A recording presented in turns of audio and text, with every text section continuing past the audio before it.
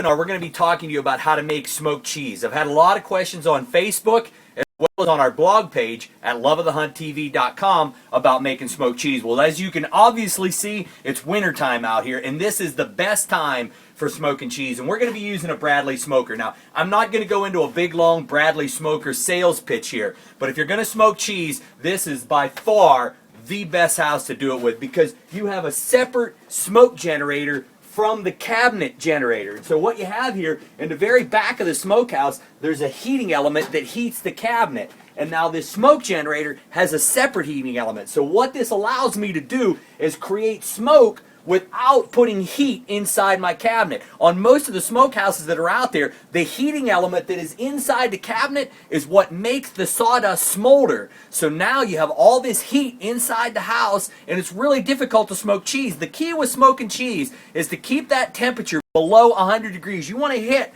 right around that 90 to 100 degree temperature frame. If you get below 90, you're going to have a lot of trouble getting that cheese to adhere that smoke and get that nice brown color that you're looking for. If you get above 100, you're going to start melting your cheese. So that's the great thing about the Bradley, is I can simply push this button right here to turn my smoke generator on, and I can leave the cabinet temperature off. Don't even have to turn on this heating element that's inside the cabinet. And because it's so cold out here, it's going to keep the temperature down inside my cabinet. The only element here that's going to make any heat is this little teeny element right here that smokes the briquettes.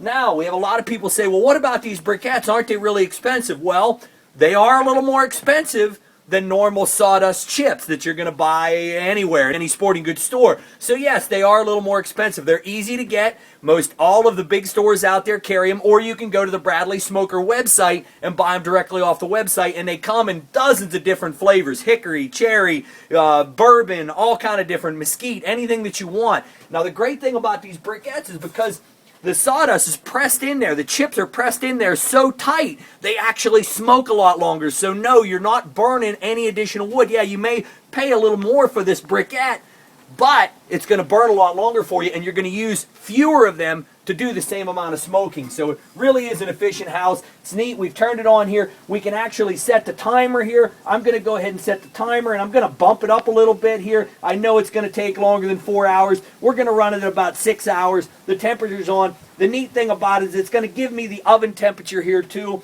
41 degrees inside the cabinet. Like I said, it's going to take a little bit of time to heat that up, but when we get to that 90 to 100 degree time frame, that's when this cheese is going to get really brown. Now, another thing that I want to point out to you here is this dehydrator mesh right here. I get this dehydrator mesh from Weston Supply. You can get it at thehuntersbutchershop.com, anywhere you want to go. But this dehydrator mesh is really crucial, because if you take this cheese and you lay it right on these thin racks, it's going to melt right down through these wires. So the dehydrator mesh really helps that cheese hold together, not melt down through those wires. Now, on the very bottom one, I've actually put my cheese forward to keep it away from the heat a little bit more, and we stepped it up some. Now, we've got it all in the smokehouse. We're going to run that. Keep an eye on the temperature, 90 to 100 degrees, till our cheese gets golden brown. You're going to have a beautiful product. If you have any questions about home processing, visit my blog page at loveofthehunttv.com.